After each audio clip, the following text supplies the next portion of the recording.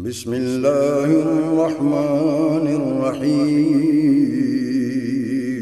شروع اللہ کے نام سے جو بڑا مہربان نہایت رحم والا ہے۔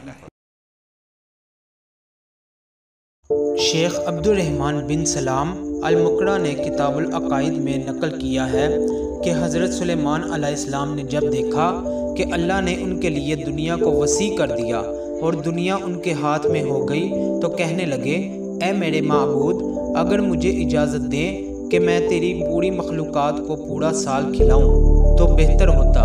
تو پھر اللہ تعالیٰ نے ان کے پاس وحی بھیجی کہ تو اس پر قدرت نہیں رکھتا۔ حضرت سلیمان علیہ السلام نے پھر درخواست کی، یا الہی، پورا سال نہ صحیح 1 ہفتہ ہی کھلاؤں؟ تو پھر جواب ملا کہ تو اس پر بھی قدرت نہیں رکھتا۔ پھر درخواست کی کہ یا الہی، 1 دن صحیح؟ اللہ نے فرمایا تو اس کی بھی قدرت نہیں رکھتا۔ بہرحال اللہ تعالیٰ نے 1 دن کی اجازت دے دی تو حضرت سلیمان علیہ السلام نے تمام جنات اور انسانوں کو حکم دیا کہ وہ تمام کے تمام ان چیزوں جو زمین پر حلال ہیں، یعنی گائیں، بیل، دمبے، بکریاں وغیرہ، اور ان تمام چیزوں کو جو جنس حیوان میں سے ہیں، یعنی پرندے وغیرہ، جب جن و انس نے ان سب کو جمع کر لیا تو ان کے لیے بڑی بڑی دیگیں تیار کی گئیں۔ پھر ان جانوروں کو ذبح کیا گیا اور ان کو پکایا گیا اور ہوا کو حکم دیا گیا کہ کھانے پر چلے تاکہ خراب نہ ہو۔ پھر کھانوں کو جنگل میں پھیلا دیا گیا۔ اس کا طول 1 مہینے کی مسافت کے برابر تھا اور اس کا عرض بھی اتنا ہی تھا۔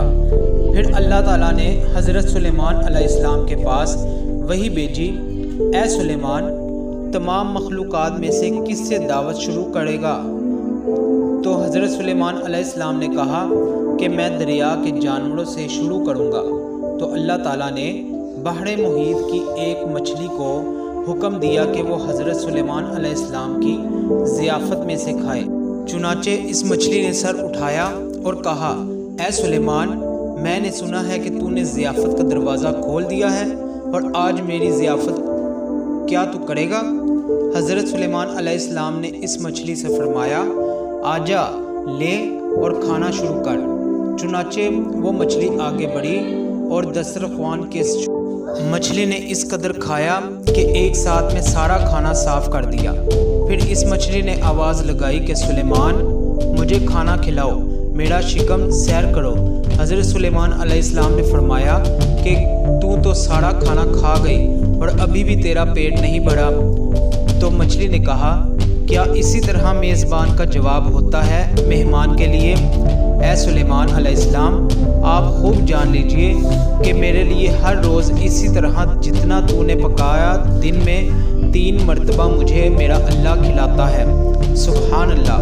اور آج میرے کھانے کے روکنے کا سبب تو بنا ہے اور تو نے میرے کھانے میں کمی کر دی۔ اسی وقت حضرت سلیمان علیہ السلام اللہ کے سامنے سجدہ کرتے ہوئے گر پڑے اور کہنے لگے، پاک ہے وہ ذات جو کفالت کرنے والی ہے مخلوق کی روزیوں کے ساتھ، جہاں سے مخلوق جانتی بھی نہیں کہاں سے آتا ہے۔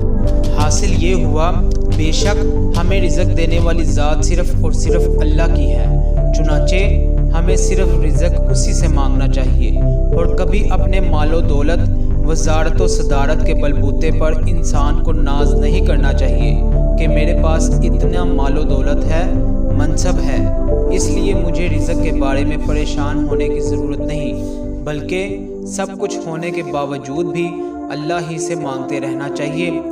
دعا ہے کہ اللہ تعالی ہم سب کو اس واقعہ سے سبق حاصل کرنے کی توفیق عطا فرمائے۔